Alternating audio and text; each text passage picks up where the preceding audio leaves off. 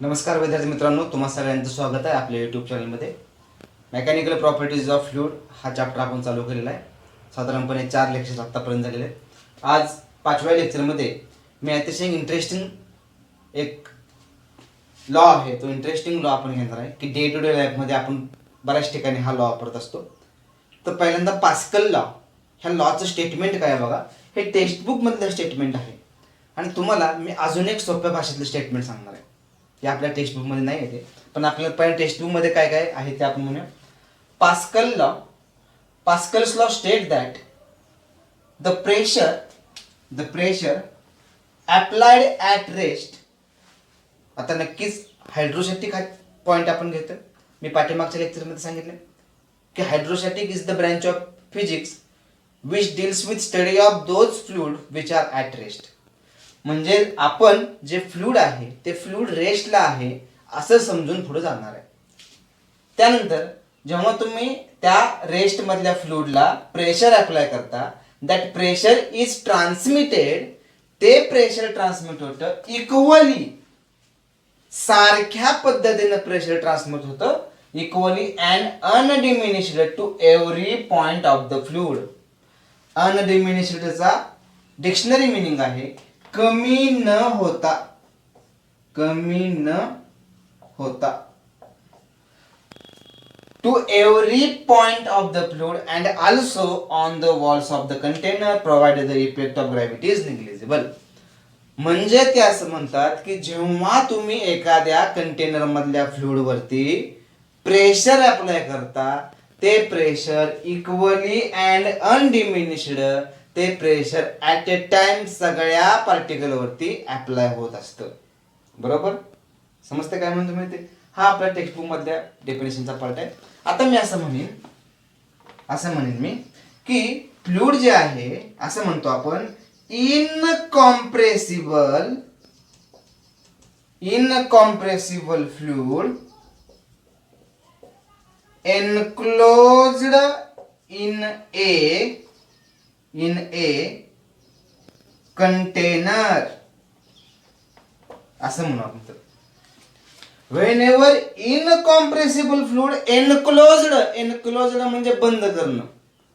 Fluid आहे पण ते कसं एनक्लोज झाले, बंद झाले, ते चारही बाजूने बंद झाले, एअर टाईट सिस्टीम आहे. हा अतिशय शब्द म्हणतो एनक्लोज्ड.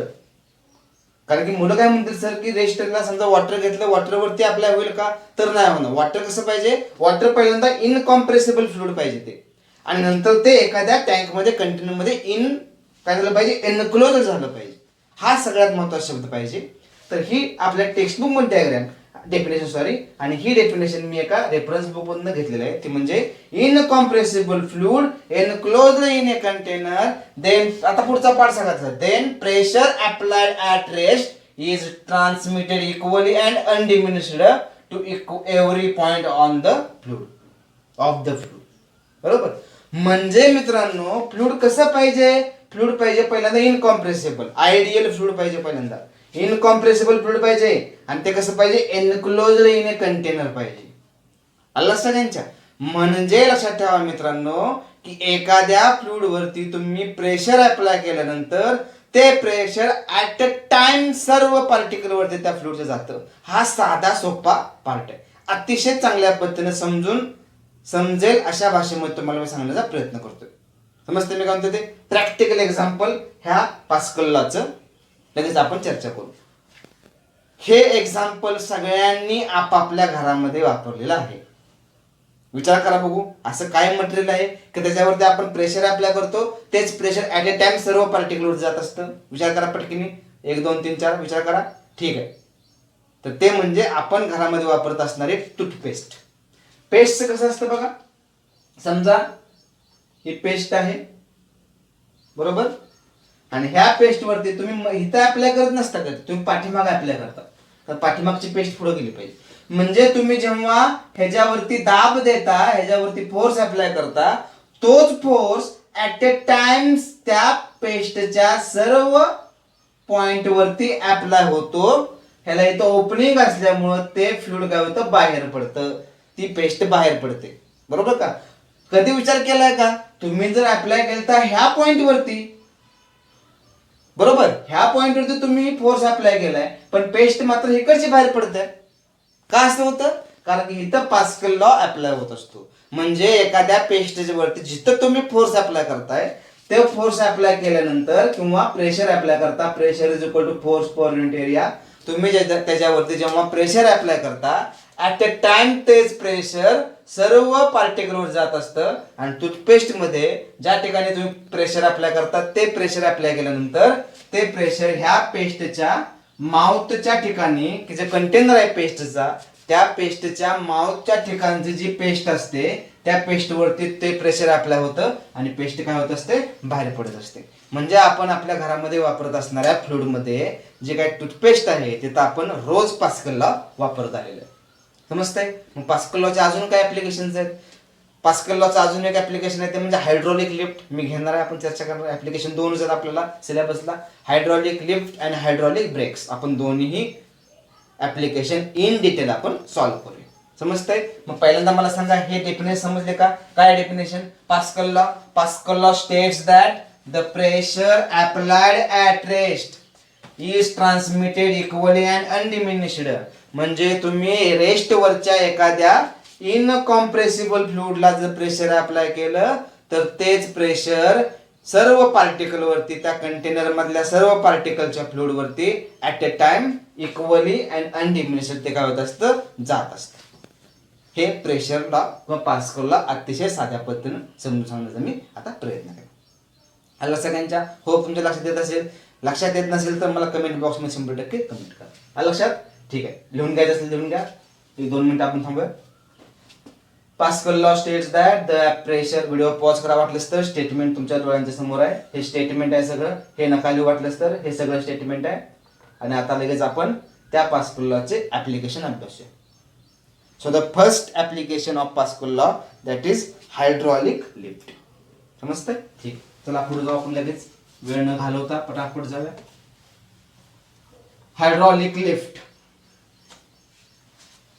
बाजारामध्ये असंख्य टेक्स्ट बुक आहेत. तुम्ही कुठे, सॉरी टेक्स्ट बुक म्हणण्यापेक्षा रेफरन्स बुक म्हणा. टेक्स्ट बुक तर एकच असणार आहे, परंतु बाजारात असंख्य रेफरन्स बुक आहेत. त्या रेफरन्स बुक मधला एक सारांश तुम्हाला सांगण्याचा मी प्रयत्न करत असतो, तर काळजीपूर्वक लक्ष द्या. ऍप्लिकेशन नंबर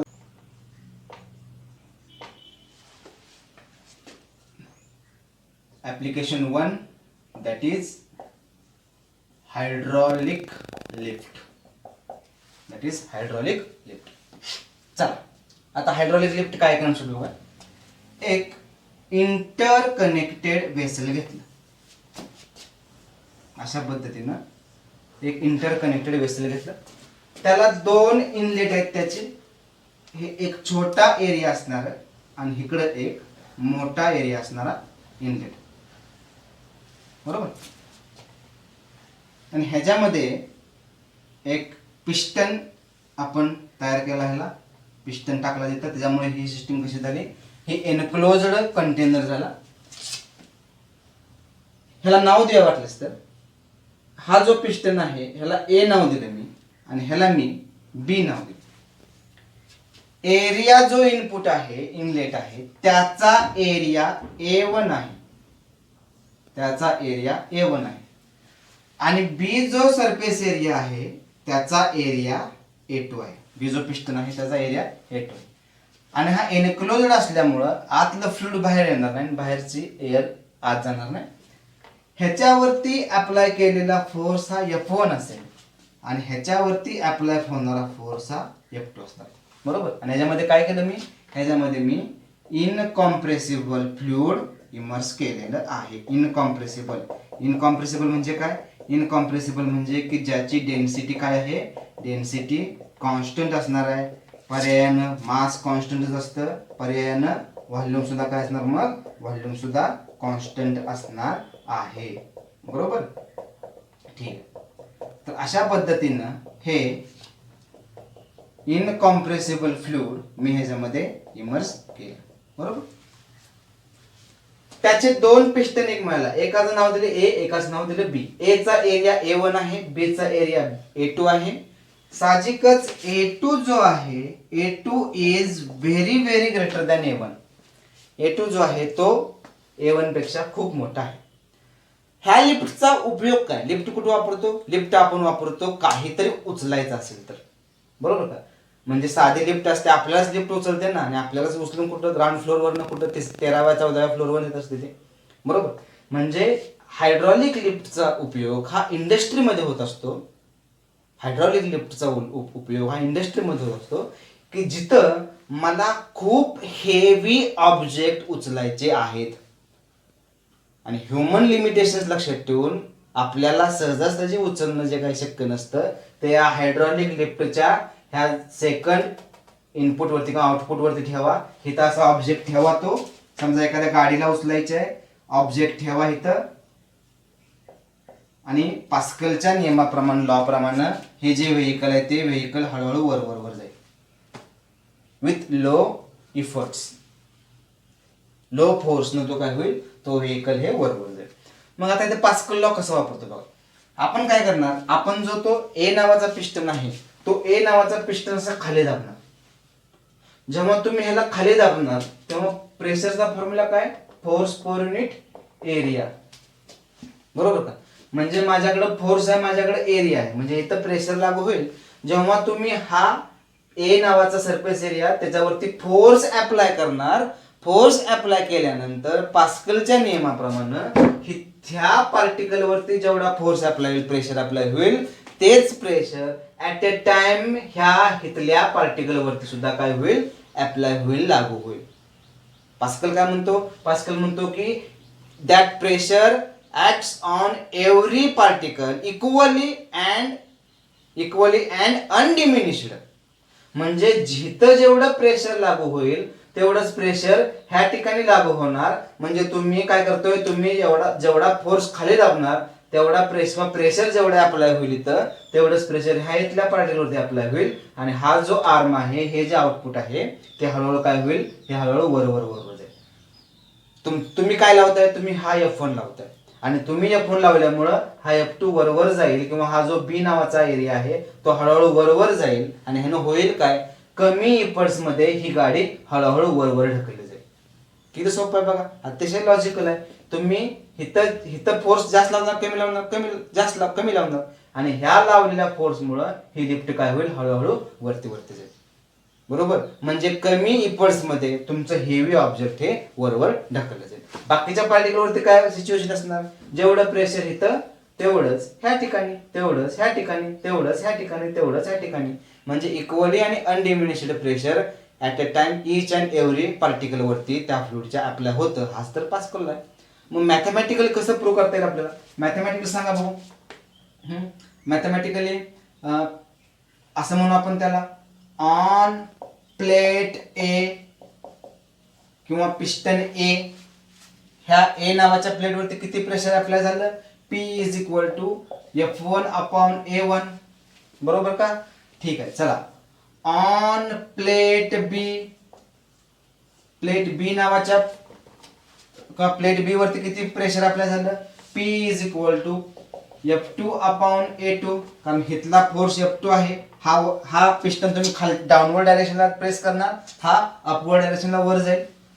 मग मला सांगा, प्रेशर बदलायची काय गरज आहे का, नाही बदलायची. पास्कल तोच म्हणतो की प्रेशर काय असतं, सारखं असतं. मग चला LHS सारखा RHS काय आला, सेम आला. मग काय म्हणून F2 upon A2 is equal to काय मिळणार, F1 upon A1, which is equal to F2 is equal to cross multiply करा, F1 A2 तिकडे गेलं वर जाणार, न्यूमरेटर मध्ये जाईल, आणि हे इक्वेशन मला फाइंड आउट मिळेल, हे इक्वेशन मला मिळेल. So what is F2? F2 is equal to F1 A2 upon A1. ह्या इक्वेशन मध्ये तुम्हाला काय काय माहित आहे, तुम्हाला F2 ची व्हॅल्यू माहित नाही.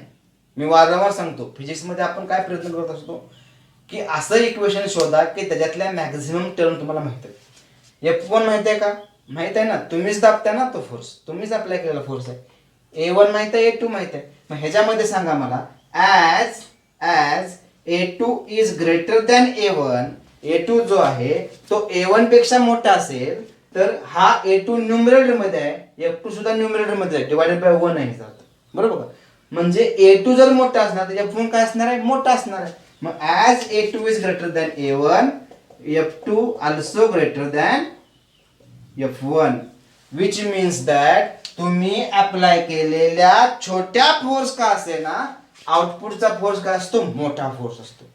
इक्वेशन तेच म्हणलं ना मला, F2 is greater than F1. बरोबर. हे आपण मॅथमॅटिकली प्रूव्ह केलं. आणि साधं स्टेटमेंट लॉजिकली काय प्रूव्ह केलं आपण सांगितलं ना, की पास्कल म्हणतो की जेवढं प्रेशर लागणार तेवढंच प्रेशर इथं लागणार. समजते. अशा पद्धतीनं छोट्या फोर्सला सुद्धा त्या प्लेटच्या एरियामुळं जरी छोटा फोर्स असला F1चा किंवा प्लेट A1चा, तरी प्लेट B वरती अप्लाय होणारा फोर्स हा काय भरतो, जास्तच भरतो. म्हणून तुम्ही जर एखादं व्हेकल ठेवलेलं असतं मोठं, किंवा एखादं ऑब्जेक्ट ठेवलेला आहे मोठा, एखादा कंटेनर ठेवलाय, तो सुद्धा काय होईल, कमी फोर्सला सुद्धा वर वर वर ढकलला जाईल. आला सगळ्यांच्या. अशा पद्धतीनं हे हायड्रॉलिक लिफ्ट इथं वर्क होत असतं. समजतंय. ठीक आहे, घेऊन घ्या. आपल्याला हे सिलेबस मध्ये आहे एवढं. आता आपल्याकडे वेळ आहे, किंवा आपल्याकडे आज आपण पास्कल लॉच्या व्यतिरिक्त काय शिकवणार नाही. मग ह्याच्या व्यतिरिक्त अजून एक कन्सेप्ट आहे एका रेफरन्स बुक मध्ये. तो कन्सेप्ट मी तुम्हाला समजून सांगतो. अतिशय इंटरेस्टिंग आहे, जे नीटला उपयोगाला पडेल तो. आपण आता वर्कडनच्या भाषेमध्ये सांगणार आहे. हे कसं वर्कडन सुद्धा कसं सारखं असतं. जेवढं वर्कडन तुम्ही इथं लावणार तेवढंच वर्कडन इथं लागतं. हे कसं ते मी तुम्हाला लगेच इझिली समजून सांगतो. सॉरी, हे लिहून घ्या. वाटलंच तर व्हिडिओ पॉज करा, लिहून घ्या. ठीक आहे. तर आता मी तुम्हाला सांगेन की दोन प्लेटवरती, म्हणजे प्लेट ए वरती आणि प्लेट बी वरती अप्लाय होणारं वर्कडन सुद्धा कसं सारखं असतं. समजतंय. ठीक आहे, चला मग आपण पटकन विचार करू. इक्वेशन हे मला लागेल. इक्वेशन एक मी लिहून घेतो पहिल्यांदा. F2 is equal to F1 A2 upon A1. बरोबर का मित्रांनो? लक्षात ठेवा, टेक्स्टबुक टेक्स्टबुक शिकून काही उपयोग नाही. टेक्स्टबुकच्या बाहेर पण पडलं पाहिजे, तर आपल्याला नीटचे प्रॉब्लेम सॉल्व्ह होतील, सीईटीचे प्रॉब्लेम सॉल्व्ह होतील. समजते का? त्यामुळे कंटाळा न करता मी जेवढं सांगतो तेवढं सगळं बाय हार्ट करा. आता मी तुम्हाला सांगणार आहे की वर्कडनच्या भाषेमध्ये हेकडचं आणि तिकडचं वर्कडन सुद्धा कसं सारखं असतं. इक्वेशन 1 लिहून घेतलं मी, हाय तसं लिहून घेतलं. ठीक आहे, चला चेक करतो बरोबर आहे का. येस, बरोबर आहे. आता ठीक हो का. तुम्ही जेव्हा ए नावाची प्लेट खाली दाबला, त्याचं डिस्प्लेसमेंट किती झालं मित्रांनो? त्याचं डिस्प्लेसमेंट समजा त्याचं डिस्प्लेसमेंट हे D1 झालं. म्हणजे हे सुद्धा फ्लुइड नसणार बरं का. तर मला शब्दात पकडू नका की सहज तुम्ही खाली गेल्यानंतर हे काय झालं, हे सुद्धा खाली जाणार ना मित्रांनो. हा पिस्टनच खाली जाणार सगळा. पिस्टन काय मुलं म्हणतात पिस्टन म्हणजे काय, त्याचं एक्झाम्पल सांगा. साधं सोपं एक्झाम्पल म्हणजे आपण वापरतो सिरिंज मध्ये कसं असतं, असं असतं ना, तो बाहेर रॉड येतो, तो दाबल्यानंतर आतमधलं जे औषध असते पुढे ते पुढे जातं ना. साधे सिरिंज मध्ये पिस्टनचं एक्झाम्पल आहे. पिस्टन दाबला म्हणजे त्याचा रॉड वर घ्यायचं, दाबायचं, वर घ्यायचं, तोच कन्सेप्ट आहे. मग तुम्ही जेव्हा प्लेट A1 किंवा प्लेट ए जी आहे ती खाली सरकवता, त्याचं डिस्प्लेसमेंट समजा D1 झालं. बरोबर. आता जेव्हा तुम्ही ही प्लेट खाली सरकवता, तेव्हा बी नावाची प्लेट सुद्धा काय होणार आहे, बी नावाची प्लेट सुद्धा वर ढकलली जाणार आहे, तिथून वर जाणार आहे. बरोबर. काही मुलांच्या लक्षात आलं असेल की सरांनी D1 मोठा काढलाय, D2 छोटा काढलाय. त्याचा आन्सर काय, त्याचा आन्सर तुम्हाला मी आता लगेच सांगेन. D2 छोटाच असतो. आता मला सांगा, हे फ्लुइड जे आहे ते मी कसं पकडले मित्रांनो? हे फ्लुइड मी पकडले इनकॉम्प्रेसिबल. इनकॉम्प्रेसिबल म्हणजे काय? Density constant, mass constant as usual, also volume is constant. बरोबर का? म्हणजे जर हे फ्लुइड इनकॉम्प्रेसिबल असेल तर फॉर प्लेट ए वरती अप्लाय होणारा व्हॉल्यूम किती सांगा. Volume is equal to, incompressible आहे, व्हॉल्यूम सारखाच असतो, पण इक्वेशन तर सांगा किती. व्हॉल्यूम म्हणजे काय असतं? Volume is equal to side cube. Volume is equal to side square multiply by side. Side square म्हणजे काय? Area into side. म्हणजे व्हॉल्यूम काय मिळालं मित्रांनो? व्हॉल्यूम मिळाला एरिया इंटू साइड. चला मग प्लेट ए चा एरिया किती आहे? A1 आहे, आणि साइड किती आहे? ही D2 आहे. बरोबर. ठीक आहे, समजतंय? ओके. फॉर प्लेट बी साठी व्हॉल्यूम किती आला मग सांगा. काय? Area into side. एरिया किती आहे? A2, आणि साइड किती आहे? D1 आहे. बरोबर का? मग आता मी सांगतो तुम्हाला की D1 मोठा आणि D2 छोटा का. हो का? इथं आपल्या होणारा फोर्स काय? फोर्स लहान आहे, हे सारखं असणार ना. चला नंतर सांगेल वाटलंच तर. मग LHS काय दोघांचा सारखा, RHS काय असणार आहे? सेम असणार. मग काय इथं A1 D2, इथं एक मिनिट. हा बरोबर आहे. थांबा A1D1 पाहिजे, सॉरी A1D1 आणि आता काय येणार आहे D2 A2D2 A2D2 परत चुकायला नको. आता समजलं, सॉरी परत लक्ष द्या. व्हॉल्यूम काय असतो, एरिया इंटू साईड. एरिया किती आहे A1D1 इथला एरिया किती आहे A2, इथला डिस्टन्स किती आहे, डिस्प्लेसमेंट किती आहे D2, म्हणजे काय आला A2D2 आला. मग A1 किंवा असं म्हणू A2D2 is equal to A1D1. बरोबर. आता इक्वेशन फुलफिल करायसाठी जर एरिया इथला एरिया काय, हा एरिया A1 छोटा आहे, एरिया A2 मोठा आहे. मग जर हा छोटा तर हा काय असणार आहे, मोठा असणार आहे. कसा काय, असा D2 is equal to A1D1 divided by तिकडे नेलं तर A2 मिळेल मला. बरोबर, इक्वेशन 2 मिळेल. बरोबर. मग समजा हा A2 मोठा असेल तर D2 काय पाहिजे, छोटा पाहिजे. इक्वेशन फुलफिल करायसाठी हे इक्वेशन फुलफिल करायचं असेल तर इकडचा A1 छोटा, इकडचा A2 मोठा, तर इकडचं डिस्प्लेसमेंट छोटं, इकडचं मोठं आणि इकडचं डिस्प्लेसमेंट छोटं. समजतं का? जरा बोलण्यात थोडा गोंधळ होतोय माझा. बोलण्याच्या नंतर काय म्हणतोय बघा, समजून घ्या काय चाललंय ते. परत एकदा सांगतो, क्लिअर कट सांगतो. इकडचा हे इक्वेशन फुलफिल करायचं आहे मला, तर काय येणार आहे, A1 छोटा A2 मोठा, तर D1 मोठा D2 छोटा, उलट असतं. आलं लक्षात सगळ्यांच्या? ठीक आहे. मग इक्वेशन काय मला मिळालं, इक्वेशन 2 मला मिळालं D2 is equal to A1D1 divided by A2. मी वरकडून म्हणजे काय सांगणार तुम्ही, वरकडून किती असतं समजतंय. चला पुसूया. मग वॉच करा व्हिडिओ, लिहून घ्या वाटलंच तर. D2 is equal to D1 A1 upon A2. Equation 2 मला मिळालं. समजतंय? ठीक आहे. चला आता वर्कडन म्हणजे काय सांगा पटकन. बोला बोलतो ना. वर्कडन इज इक्वल टू, मित्रांनो work done is equal to force into displacement. Force into displacement. चला, फॉर प्लेट A आणि for plate B. For plate A work done किती, W1 इज इक्वल टू, बोला W1 इज इक्वल टू किती येणार आहे, force किती ह्याच्यावरती आपल्याला झालेला F1 आणि ह्याचं डिस्प्लेसमेंट किती आहे D1. F1 into D1. बरोबर आहे. आता फॉर प्लेट B किती सांगा, W2 इज इक्वल टू, बोला किती आहे W2, फोर्स किती आहे F2 आणि डिस्प्लेसमेंट किती आहे D2. बरोबर.